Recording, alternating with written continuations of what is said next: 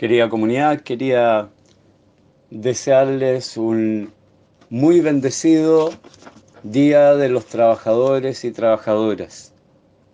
Cuido mucho las palabras que yo digo al respecto. No les quiero decir feliz Día de los Trabajadores y de las Trabajadoras porque para muchos no hay mucho de qué celebrar estos días, estos tiempos. Y estoy muy consciente de ello. Por otra parte, hay algunos que lo llaman el Día del Trabajo. La iglesia suele llamarlo el Día de los Trabajadores, porque lo que importa no es el trabajo mismo, sino la persona que lo realiza. Que todo se centra en la doctrina social de la iglesia, en la enseñanza que la iglesia hace del trabajo. El núcleo es la persona humana, no el capital ni las herramientas, sino la persona humana. Así que un muy bendecido Día de los Trabajadores y Trabajadoras. Incluyo a los que están con trabajo y a los que están cesantes, a los asalariados y a los muy mal pagados, a los que están contentos y a los que no lo están. Este es el día para reflexionar en la importancia que tiene el trabajo en nuestra sociedad, en nuestras familias. Para ello, yo quisiera recordarles, por si no lo sabían, algunas de las orientaciones de la Iglesia Católica.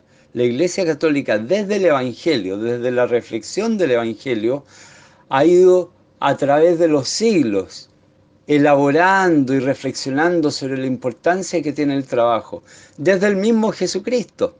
Acuérdense que no solamente es del Día de los Trabajadores, hoy día la iglesia celebra a San José Obrero. Por eso la primera imagen que ustedes vieron era de San José Obrero. Y le siguió la imagen de Jesús aprendiendo de su papá, de San José, el, el, el, el oficio de carpintero, de albañil, de maestro chasquilla, diríamos hoy día. Así que quiero partir con una reflexión que hacía Juan Pablo II acerca del trabajo. Y él dice que en la doctrina social de la Iglesia ocupa un lugar importante el derecho a un trabajo digno.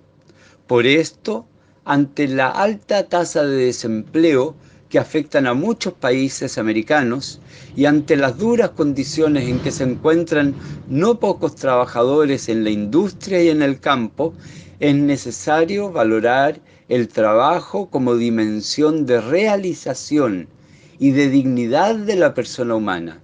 Es una responsabilidad ética de una sociedad organizada promover y apoyar una cultura del trabajo. Eso hizo Juan Pablo II. Después de Juan Pablo II vino Benedicto XVI, que define al trabajo digno con estas palabras: que sea un trabajo que sea expresión de la dignidad esencial de todo hombre o mujer, un trabajo libremente elegido, que asocie efectivamente a los trabajadores al desarrollo de la comunidad. Un trabajo que respete a los trabajadores evitando toda discriminación. Un trabajo que permita satisfacer las necesidades de las familias y escolarizar a los hijos sin que se vean obligados a trabajar. Un trabajo que permita a los trabajadores organizarse libremente y hacer oír su voz. Un trabajo que deje espacio para reencontrarse adecuadamente con las propias raíces en el ámbito personal, familiar y espiritual.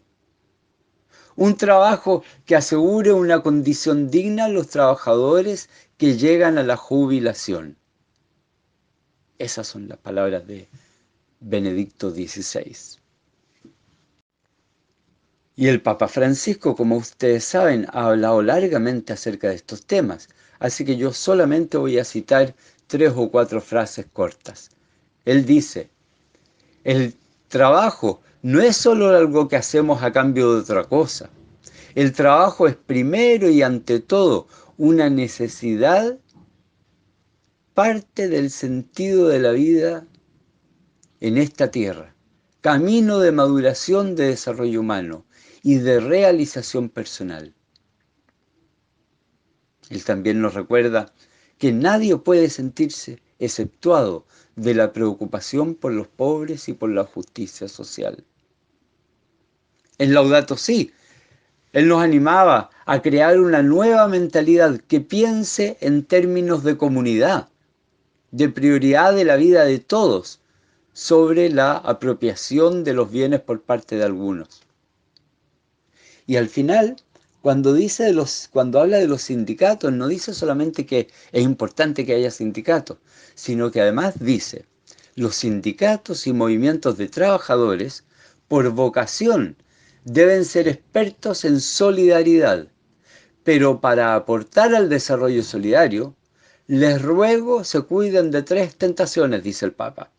La primera tentación, la del individualismo colectivista, es decir, de proteger solo los intereses de sus representados, ignorando al resto de los pobres, marginados y excluidos del sistema.